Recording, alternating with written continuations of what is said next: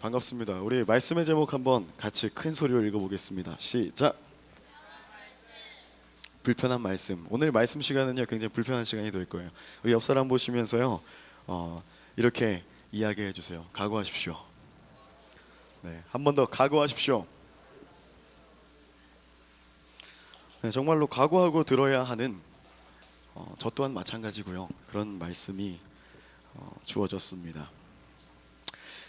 여러분, 설교를 준비하면서요 참 고민이 많았어요. 사실은 제가 이번 주에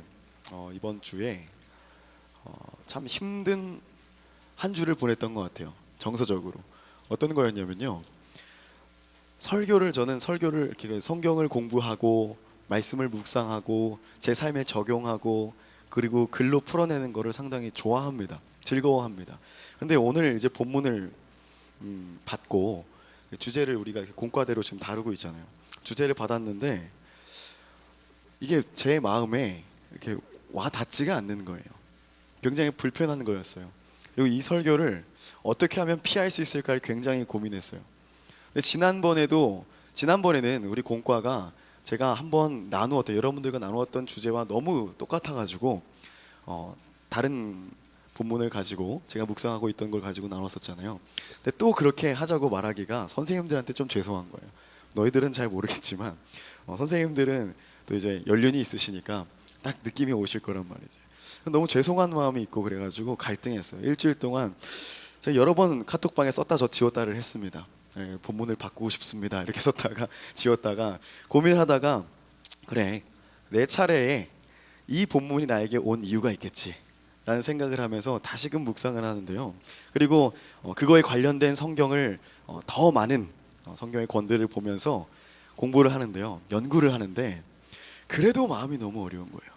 이걸 어떻게 하면 여러분들이 좀 이해하기 쉽게 또 실제적인 예를 들면서 이야기할 수 있을까를 정말 많이 고민했는데 제가 그렇게 사랑이 없는 사람인지 몰랐어요. 제가 이웃사랑을 나누었던 이야기를 막 찾아봤는데 없는 거예요. 너무 없는 거예요. 정말로 제 인생의 어떤 경험들, 추억들을 막 뒤집어서 막 보고 있는데 없는 거예요. 저는 저의 이야기로 예를 드는 걸 좋아해요. 남의 이야기는 가져다가 쓸 수도 있겠지만 저는 제 이야기를 말하는 것이 더 솔직하게 여러분들 와닿을 수 있다고 생각하기 때문에 제 삶에서 찾곤 하는데 없는 거예요. 제가 그렇게 사랑한 기억, 이웃을 사랑하고 이웃을 배려했던 기억이 별로 없더라고요. 참 힘들었습니다. 없는 일을 만들어내는 것도 그 양심에 할 수 없는 일이고 곤란했습니다. 참 슬펐어요. 그러다가 제 삶을 쥐어짜고 하면서 찾아낸 것이 하나 있었어요. 그게 뭐냐면 월드비전이었습니다. 월드비전을 통해서 제가 월 3만 원씩 어떤 아이를 후원하고 있어요. 제가 후원하고 있는 아이인데요, 고등학교 3학년이에요. 아이타라는 아이입니다. 3만 원씩 후원하고 있어요. 그 3만 원이 저한테도 꽤 큰 돈이거든요. 그런데 이 3만 원은 저는 이 3만 원이 없어도 밥은 먹고 살잖아요. 그죠? 어떻게든 먹고 살아요. 근데 이 아이는 그게 안 된대요. 그래서 후원을 결정했어요. 이 아이에게 꼭 필요한 일이 될 수 있겠다. 그래서 후원을 결정했었거든요. 가끔 뿌듯해요. 이 아이가 손편지를 써서 보내기도 하고요. 그리고 이따금씩 월드비전에서요, 이 아이가 잘 자라고 있다, 후원자님의 후원금으로 잘 자라고 있다는 걸 보여주려고 사진을 찍어서 저한테 우편으로 보내주고 이렇게 하고 있거든요. 가끔 가족이 된 것 같은 느낌도 들고 사랑스러울 때도 있습니다.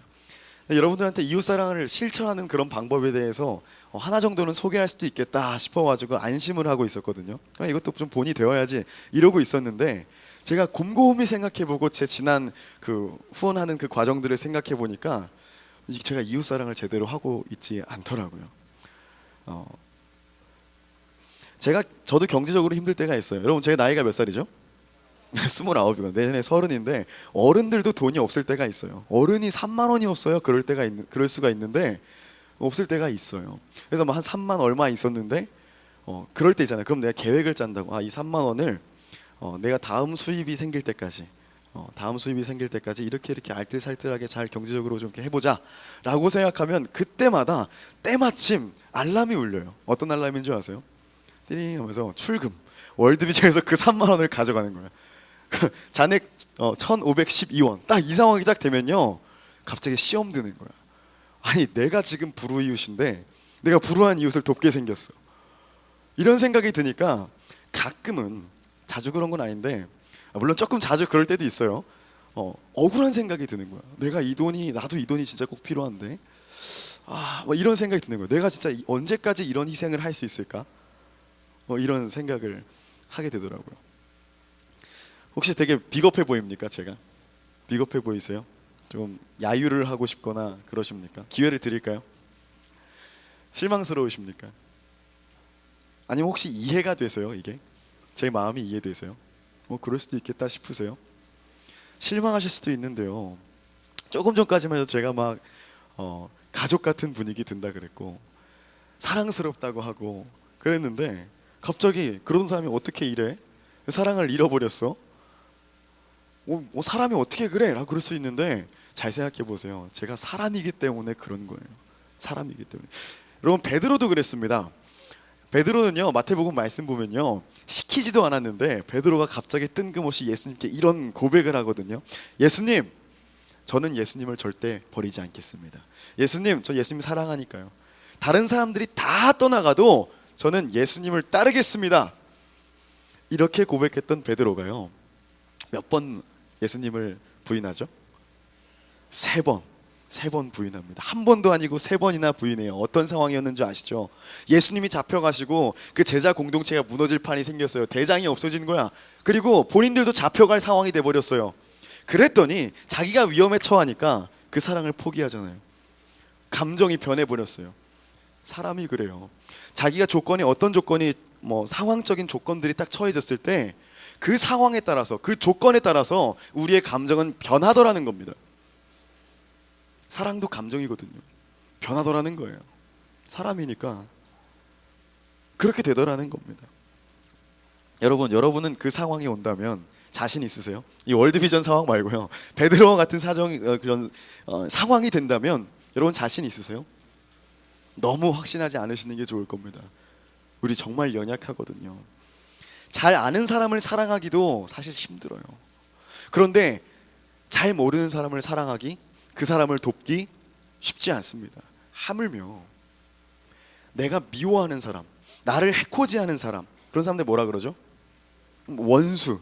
이런 사람들을 사랑할 수 있으시겠습니까?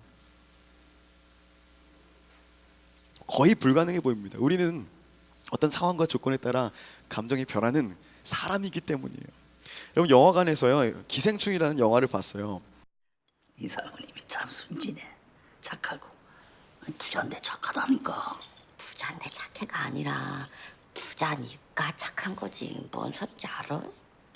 솔직히 이 돈이 다 나한테 있었어 봐. 나는 더 착하지. 착해. 그건 그래. 네 엄마 말이 맞아. 이 말 무슨 말인지 아시겠어요? 내가 여유가 있으면 나는 더 베풀 수 있어. 근데 그 말이 그냥 하는 말 같지만 여러분들도 종종 하고 있는 말일 거예요. 내가 로또 되면 너 밥 사줄게. 로또 되면 차 바꿔드릴게요 어머니. 이런 말 하잖아요. 여유에 따라서, 자기가 가진 건 어떤 자기의 상황에 따라서 사람의 마음이 좀 여유롭기도 되기도 하고 이렇게 변한단 말이에요. 그렇게 따지면요, 저는 로또가 갑자기 모두가 당첨된다고 하면 전 차가 한 10대 정도 될 거예요. 그 약속 받아놓은 게 굉장히 많단 말이에요. 여러분 어떠세요? 여러분은 어떤 상황이나 감정의 어떤 그 경우에 따라서, 조건에 따라서 감정이 변하지 않으세요? 그런 것이 바로 사람이에요. 우리에 대해서 제대로 알자는 거예요. 우리 그래요. 그래서 이 말씀이 굉장히 불편합니다. 예수님이 하시는 그 말씀이 막 불편해요. 못할 것 같거든. 안 될 것 같고, 예수님 말고는 못하는 일 같거든요. 그런데 오늘 본문에서 예수님은요, 우리에게 그냥 직설적으로 굉장히 불편한 이 말씀을 하고 계신 거예요. 우리 39절, 22장 39절이거든요. 큰 목소리로 함께 읽겠습니다. 시작. 예수께서는요, 너의 이웃을 너 자신과 같이 사랑하라고 하셨습니다. 이 가당키나 합니까? 그냥 불편한 거예요. 자기를 사랑하듯이 남을 사랑하래요. 이웃을 사랑하라고 합니다. 불가능해요. 오늘 본문의 이 전체 맥락을 보면요, 율법을 잘 아는, 따라합니다, 바리새인이 와가지고, 그냥 바리새인은 그 종파예요. 그 사람들은 율법을 굉장히 중요시하는 사람들이야.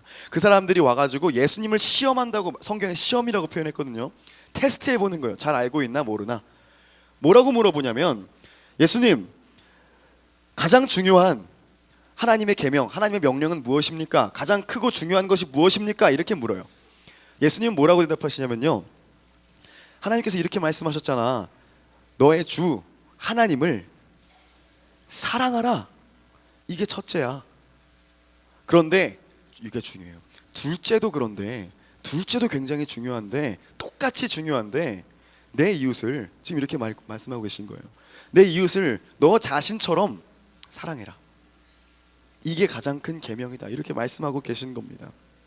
우리 그 성경 말씀 있잖아요. 압축하잖아요. 그럼 딱 두 가지로 끝나요. 사실은 압축하면 하나님 사랑, 이웃 사랑. 따라합니다. 하나님 사랑, 이웃 사랑. 이 두 가지로 끝나거든요. 이걸 얘기하고 계시는 거예요. 우리 한번 근데 솔직해져 볼까요? 한번. 여러분, 하나님 사랑은요, 노력으로 될까요? 안 될까요? 한번 생각해 보세요. 어느 정도는 하나님 사랑은 우리가 노력으로 할 수가 있더라고요. 왜 그런지 아세요? 왜 그럴까요? 하나님은 우리를 해코지하지 않기 때문이에요. 우리를 도와주시는 분이고, 우리를 사랑하는 분이고, 우리에게 손해를 끼치는 분이 아니기 때문에 우리의 어떤 노력에 따라서 우리의 감정을 컨트롤해서 하나님 사랑합니다 라고 말할 수 있더라는 거예요.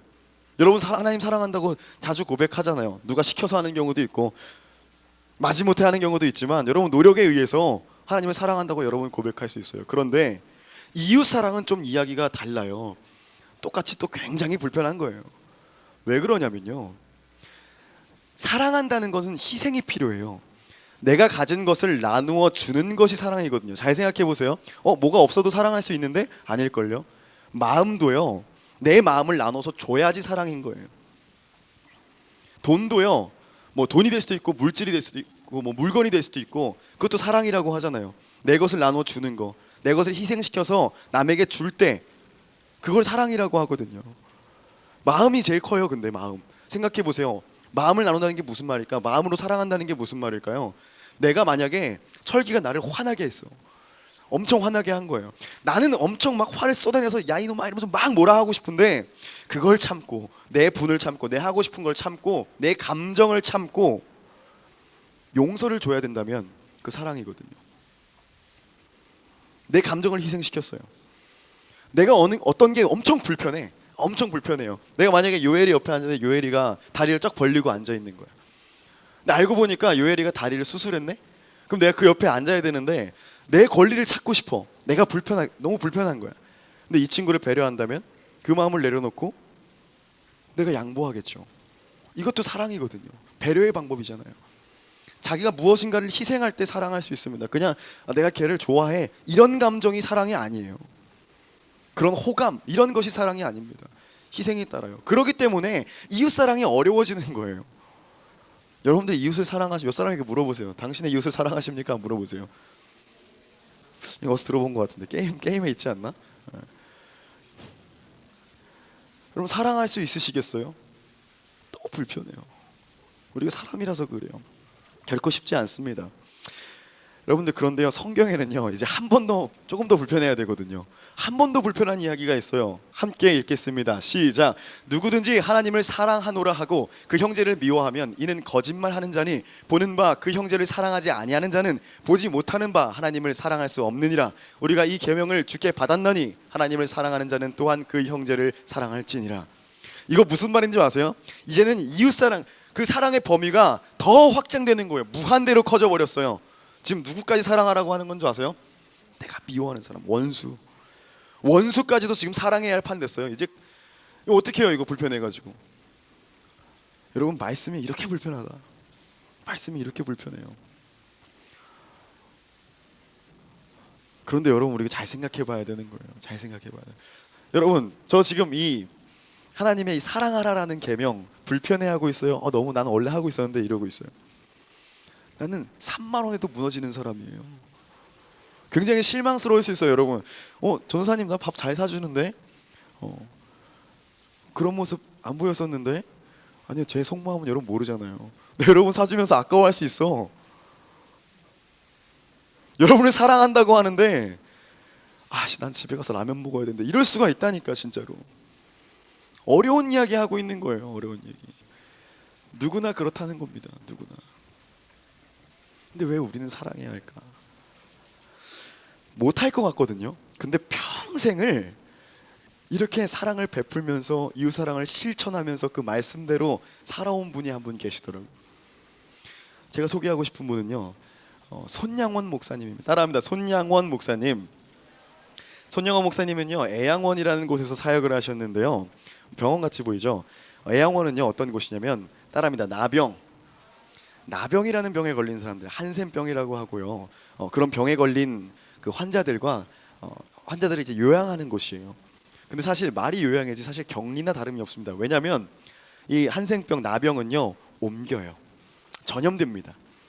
한센병에 걸리면요 손이 막 썩어서 문드러지고요, 고름이 나고 진물이 나오고 막 없어져요. 실제로 요양보다는 격리에 가까운 삶을 사는 사람들이에요. 근데 이 사람들을 위해서 이 사람들을 사랑하고 이 사람들과 예배를 드리고 이 사람들을 위해서 헌신하던 분이 손영원 목사님이시거든요. 이분이요 이 고름이 나고 있는 너무 힘들어하는 환자의 고름을 입으로 빨아서 뱉어줬대요. 여러분 그런 일 할 수 있어요? 할 수 있을까요? 굉장히 어려운 일이에요. 그런데 이런 일을 함으로써 이 손영원 목사님이 얻는 게 있습니까? 뭘 얻어요? 그야말로 희생이거든요 이게. 그러니까 우리는 그것을 사랑이라고 말하더라는 겁니다. 진정한 이웃사랑의 실천으로 보여요. 실제로 여러분 1950년에 우리나라에 무슨 일이 있었는지 알아요? 6.25 정확한 명칭으로 한국전쟁인데요. 북한군이 쳐들어왔어요. 쳐들어왔는데 이제 여기 이 애양원까지 쳐들어온 거예요. 그때 환자들이 나병 환자들이 한센병 환자들이 목사님 떠나세요. 괜찮아요. 우리 어차피 북한군도 우리를 더러워해가지고 전염될까봐 오지도 않을 뿐더러 우리를 해치지도 않을 겁니다. 걱정하지 마시고 우리 안전할 거니까 피난 가세요. 도망가세요. 그런데 내가 어떻게 이 양들을 버릴 수 있어요? 끝까지 함께하겠다. 그러면서 애양원에 끝까지 남습니다. 그래서 북한이 쳐들어오고 그 점령되었을 때 총살을 당하세요. 북한군에게. 그렇게 순교합니다. 이웃사랑을 정말로 몸소 실천하신 분인데 이것만 해도 정말 이웃사랑 나는 저 범접할 수 없는 그 이웃사랑을 실천하셨구나 라고 생각할 텐데 이걸로 끝이 아니에요. 이분은요 원수까지 사랑하라는 그 예수님의 말씀까지도 삶으로 본을 보이신 분입니다. 그 일화를 가지고요 작년 사순절 특별 새벽 기도회에 우리 드림교회 학생들이 사랑의 원자탄이라는 이 연극을 했어요. 어울리지 않게 제가 손양원 목사님 역을 맡았고요. 이 두 아들 역 그리고 여기 그 초은이가 여기 있는데 초은이가 제 딸 손양원 목사님의 딸 동희 역을 맡았습니다. 제가 이 연극을 영상이 있어가지고 나누고 싶은데 풀 영상으로 좀 나누고 싶은데 한 10분 되거든요. 그런데 초은이가 극구 반대해가지고 얘가 너무 반대해가지고 말로 그냥 해드릴 거예요.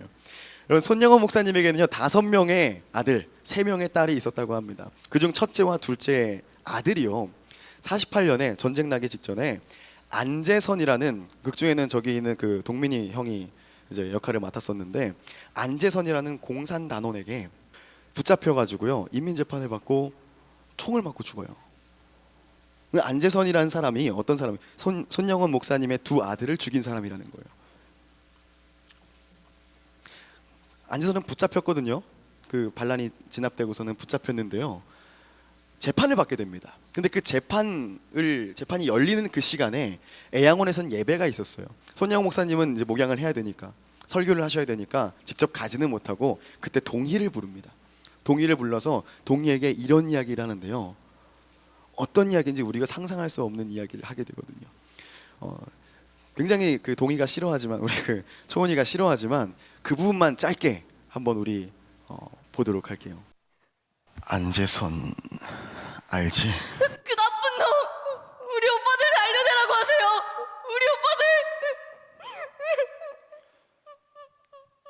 난 그 일을 아들로 삼기로 했다. 뭐라고요, 아버지?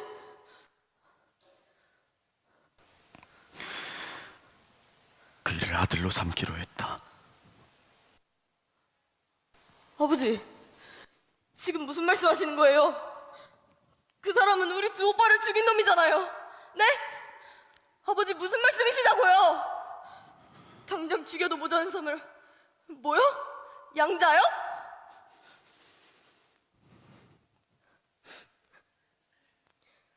아버지가 어떤 분이신지 알아요.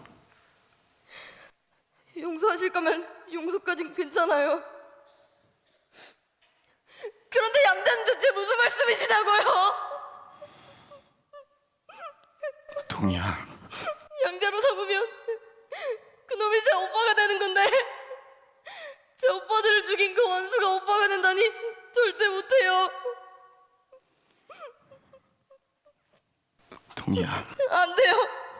이건 하늘 아래서 절대 있을 수 없는 일이에요. 아버지 제발 이러지 마세요. 동희야, 말씀을 보아라. 예수님께서는 원수도 사랑하라고 하셨다. 원수도 사랑하라고 하셨으니 내가 그를 아들로 삼아야 하지 않겠니? 동의의 마음이 느껴지지 않습니까? 전혀 상식적이지 않은 우리 그 메소드 연기를 해줘가지고 그 감정을 알게 해준 우리 그 초은이에게 박수 한번 줄까요?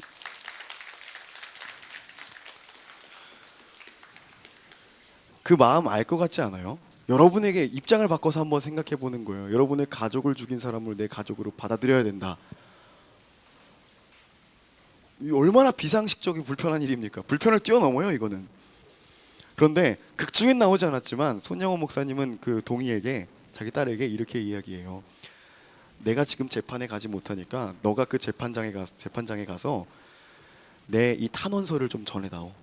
나는 그의 처벌을 원치 않는다고. 죽이지 말라고, 사형시키지 말라고 전해다오. 설득 끝에 동희가 가기는 갑니다. 그 가는 길이 얼마나 지옥 같았을까요? 재판장까지 걸어가는 내내 얼마나 많은 갈등을 하고 얼마나 큰 고민을 했을까요? 우리와 같은 고민을 했겠죠. 저는 제가 그냥 감히 짐작해 보건데 저 같았으면은 일부러 늦잠을 좀 부렸을 것 같아요. 내가 도착했을 때 이미 판결이 나 있으면 좋겠다. 사형 땅땅땅. 그래야 우리 집으로 안 들어오거든. 어떻게 그 지옥 같은 삶을 살 수가 있어? 안 갈 수도 있었을 거예요. 아마 간다고만 하고 안 가도 됐을 거예요. 그리고 그 누구도 비난하지 않았을 겁니다. 왜냐하면 그것이 상식이거든요. 우리의 기준엔 상식이거든요. 근데 이 권사님이 지금 이제 나이가 드셔서 권사님이 되셨는데 가셨대요. 그 뜻을 전했다고 합니다. 그리고 안재선 씨가 손양원 목사님의 아들이 됩니다. 놀라운 일이 벌어지는데요. 우리가 좀 주목해봐야 될 일이 생겼어요. 이 안재선이 회개하고요. 손양원 목사님을 아버지로 따라요. 그리고 그 아버지, 자기의 아버지 어머니를 전도합니다. 나 하나님의 사랑을 알게 됐어요. 그리고 신학교에 입학하는데요. 차마 자기가 목사가 되지는 못했대요.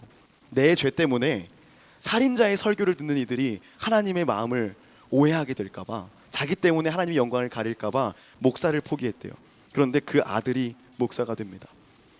믿음의 가정으로 거듭났어요. 손영원 목사님이 눈물을 흘려서, 눈물 뿌려서 심어놓은 그 씨앗이 열매 맺은 거예요. 그런 일이 있더라고요. 우리는 상상할 수 없는 일이죠. 이건 정말 하나님의 세계에서, 하나님의 섭리 가운데 있을 수 있는 일이거든요. 열매 맺은 겁니다. 어떻게 그럴 수 있었을까? 우리가 상상할 수 있는 범위를 넘어선 그 사랑을 손 목사님은 어떻게 할 수 있었을까? 그것은요, 제가 앞서 드렸던 질문, 예수님께서는 왜 이 불가능해 보이는 것을 우리에게 하라고 하시는가? 이거에 대한 대답과 저는 일치한다고 봐요.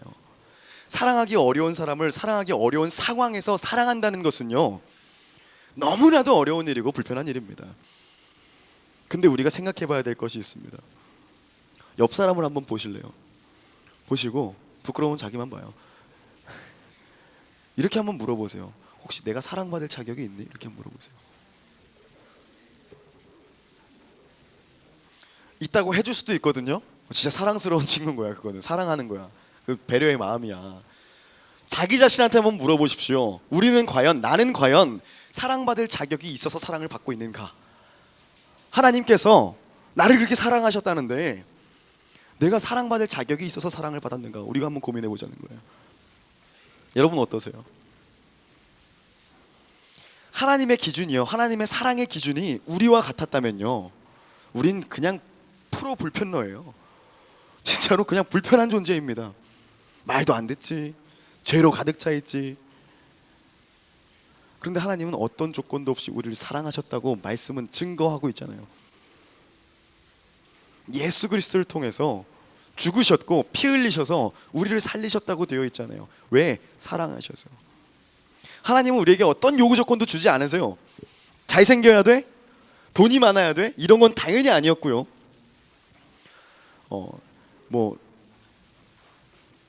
의로워야 돼? 죄가 없어야 돼? 이런 조건도 당연히 아니었습니다. 하나님은 이렇게 말씀하시는 거예요. 너 연약한 그대로 괜찮아. 너가 죄 가운데 완전히 짓눌려 있고 쓰러져 있어도 괜찮아. 내가 널 사랑하니까 사랑할게. 이렇게 말씀하시는 분이 하나님이셨잖아요. 우리가 먼저 사랑한 것이 아닙니다. 하나님께서 우리를 먼저 사랑하시고 보여주셨어요. 우리에게 하나님께서 말하실 때, 여러분 꼰대 있죠? 꼰대라는 말 들어봤어요? 네. 꼰대라는 말 들어봤어요? 저도 요즘 들어 꼰대라는 말을 종종 듣는데요. 저는 말이 통하는 꼰대가 되고 싶어요. 그래서 노력은 하고 있어. 여러분들이 꼰대라고 생각하면 뒤에서 하세요. 상처받으니까. 알겠죠? 여러분 꼰대의 특징이 뭔지 아세요? 훈수 드는 거? 조심할게 앞으로. 조심할게. 훈수 드지 않도록 조심할게. 꼰대의 특징은, 진짜 꼰대의 특징은 뭐냐면, 왜? 멘토일 수도 있잖아, 훈수 드는 거는. 진짜 꼰대의 특징은 뭐냐면요, 내가 하지 않으면서 하라고 해요. 나는 못하면서 하라고 해요. 그게 진짜 꼰대거든요. 나는 안 할 거면서, 나는 하기 싫으면서 하라고 하고. 근데 하나님은요, 꼰대가 아니세요. 우리한테 하나님을 사랑하고 이웃을 사랑하라, 너희는 서로 사랑하라 라고 말해놓고 본인은 살짝 빠지지 않으셨다고요. 먼저 몸소 우리를 먼저 사랑하셨다고, 본을 보이셨다는 거예요. 하나님이 만든 세계가 그런 세계거든요. 우리를 너무 사랑하셔서 우리를 빚어 만드셨다면서요. 이 세상을 만드셨다면서요. 하나님의 원리는 그 사랑이거든요. 근데 우리가 그 섭리 안에 있다면 우리도 마땅히 사랑해야 되는 거예요. 그런데 진짜 어렵거든. 진짜 불편하거든. 보세요. 전사님은 3만 원에 무너졌잖아요. 물론 계속 하고 있어요. 열심히 기도하면서 도우려고 하고 있어요. 근데 우리는 마음으로 그렇게 든단 말이에요. 연약하단 말이에요. 요한일서 4장 9절부터 11절까지의 말씀을요, 제가 읽어드릴게요. 하나님의 사랑이 우리에게 이렇게 나타난 바 되었으니 하나님이 자기의 독생자를 세상에 보내심은 그로 말미암아 우리를 살리려 하심이라. 사랑은 여기 있으니 우리가 하나님을 사랑한 것이 아니요 하나님이 우리를 사랑하사 우리 죄를 속하기 위하여 화목제물로 그 아들을 보내셨습니다. 사랑하는 자들아, 하나님이 이같이 우리를 사랑하셨은즉 우리도 서로 사랑하는 것이 마땅하도다. 하나님이 만드신 그 세상은요, 그러한 사랑이 첫째되는 세상이었습니다. 사랑하기에 이 세상 만들었다고 하셨죠. 그리고 우리도 사랑하기 때문에 만드셨다고 하셨어요. 성경 전체를 압축하면 사랑이라고 그랬고요. 하나님의 그 논리는요, 사랑으로 이루어지는 거예요. 그래서 우리가 볼 때는 성경 말씀이 가끔 비논리적으로 보일 때 있어요. 뭐야, 말도 안 돼, 어떻게 그래, 어떻게 그래, 그러더라고요. 사랑으로 논리를 이기는 거예요. 그게 하나님의 법칙입니다. 왠지 아세요? 따라합니다. 하나님은 사랑이시기 때문에, 하나님이 사랑 그 자체이시기 때문이에요. 우리는 그분이 만든 피조물이잖아요. 우리는 그분께 속한 존재잖아요. 따라가야 합니다. 따라가야 합니다. 그게 마땅하다고 말하고 있는 겁니다. 그 사랑의 시작이 하나님이셨습니다. 우리한테 요구하시기 전에, 꼰대처럼 그런 게 아니라 요구하시기 전에 먼저 하신 그 사랑, 오늘 말씀은요, 그분께서 우리에게 이렇게 권면하시는 거예요. 하나님이 이같이 우리를 사랑하셨은즉 우리도 서로 사랑하자. 불편합니다. 불편합니다. 말씀처럼 불편해요. 어렵습니다. 불가능해 보입니다. 그런데 우리는요, 그것을 해야 합니다. 예수께서 그리하셨으니 우리 따라가야죠. 저도 잘 못합니다. 잘 못합니다. 아까 월드비전 그 후원 아동 이야기 했었죠. 사랑하려고 해도 내가 어려워지면, 내 상황이 조금만 나빠지면요, 이기적인 자아가 스물스물 올라와서요, 제 마음을 지배해버려요. 여러분 다르실 것 같아요. 또 누군가를 미워하게 됐을 때요, 그를 용서하고 그를 사랑한다는 것, 불편합니다. 사랑의 길은요, 어렵고요, 가고 싶지 않은 길이에요.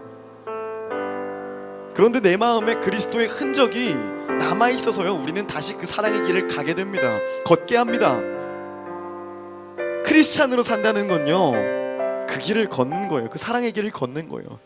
삐뚤삐뚤 흐느적 그렇게 걸어도 우리는 그 길을 가야 되는 예수님의 사람들입니다. 사랑받은 존재들이에요. 때로는 그 길 위에 쓰러지고요, 주저앉을 수도 있습니다. 그리고 사랑하는 것이 두려워서 뒷걸음질 치게 될 때도 있어요. 그런데 그 길을 우리는 다시 걸어가야 합니다. 결국 믿음으로 걸어가는 길입니다. 왜냐하면요, 예수께서 먼저 그 길을 걸으셨기 때문입니다. 주님 먼저 걸으신 그 길, 그 사랑의 길로 주님께서 우리를 초대해 주셨기 때문에 부르시면 가야죠. 여러분, 아마 아까 얘기했던 손영원 목사님도 그렇게 힘들게 가셨을 거예요. 쉬웠을까요? 만약에 그 길이 쉬웠다면 정신병자예요. 나병 환자들과 함께 생활하는 것이 쉬웠다면 변태예요. 이상한 사람입니다. 자신의 아들을 죽인 사람을 자기 아들로 받아들이는 것이 쉬웠다면 그거야말로 진짜 이상한 거예요. 안 그렇습니까? 손영호 목사님도 진짜 힘드셨을 거예요. 그 모든 선택이 어쩌면 후회했을 수도 있어요.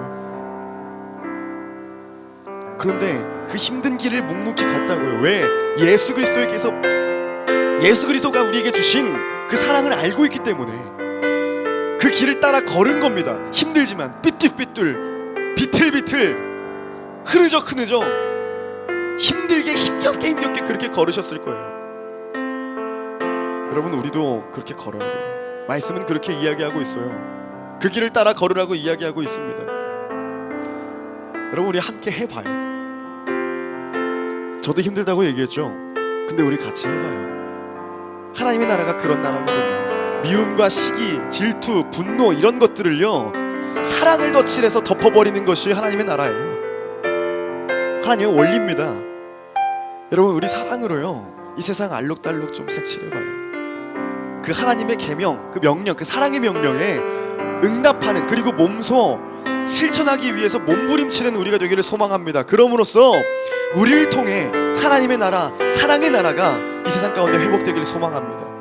할렐루야. 우리 그런 삶을 결단하고 나아갑시다. 우리 시간 기도하실 건데요, 기도할 때에 소리내도 좋고 마음으로 결단하셔도 좋아요. 그런데 분명한 것은 이 시간 반드시 결단하십시오. 어렵지만 힘든 길이지만 해보겠다. 내가 그 길을, 그 힘든 길을 따라 한번 걸어보겠다. 결단만 하십시오. 하나님께서 도우실 줄로 믿어요. 기도하실 때 하나님, 우리에게 그러한 담대함 주시옵소서. 우리가 하나님을 사랑하고 이웃을 사랑하는 그 길을 포기하지 않고 끝까지만 걸을 수 있게 하나님 도와주세요.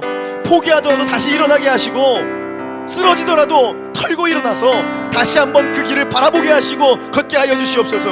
우리 그런 기도 제목 가지고 함께 기도하며 나아갑시다. 기도하시겠습니다. 하나님 감사합니다.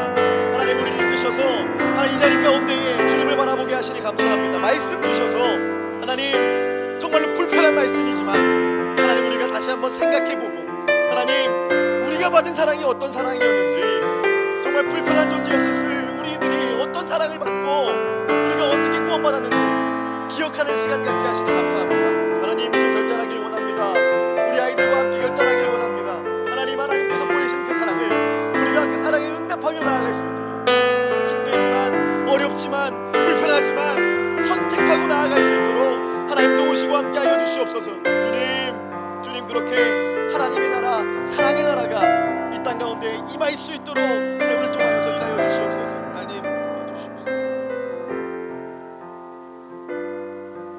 하나님 감사합니다. 하나님께서 인도하셔서 우리가 주 앞에 나왔으니 감사합니다. 하나님께서 먼저 우리를 사랑하셔서 우리를 아들 삼아 주셨는데 그 사랑을 받은 우리가 우리 마음 가운데서 그 사랑을 잃어버렸습니다.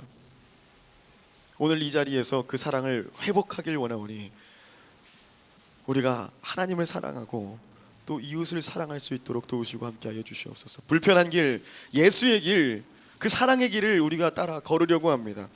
그 길을 걸어가는 여정에 우리 이기심은 또 다시금 사랑을 가려버릴지도 모릅니다. 그 사랑을 잃어버릴지도 모릅니다. 그때마다 주님이 주셨던 그 사랑을 기억하게 하시고 예수의 발자국을 따라서 다시금 걸어갈 수 있는 힘을 우리에게 허락하여 주시옵소서. 그래야 이 세상이 하나님의 사랑으로 그리고 우리가 서로를 사랑하는 마음으로 가득가득 채워져서 높은 산 낮아지고 험한 길 평탄해지는 서로를 바라보고 손잡고 함께 걸어나가는 그런 세상이 될 수 있도록 하나님 우리를 사용하여 주시옵소서. 감사드리며 예수 그리스도 이름으로 기도드렸습니다. 아멘.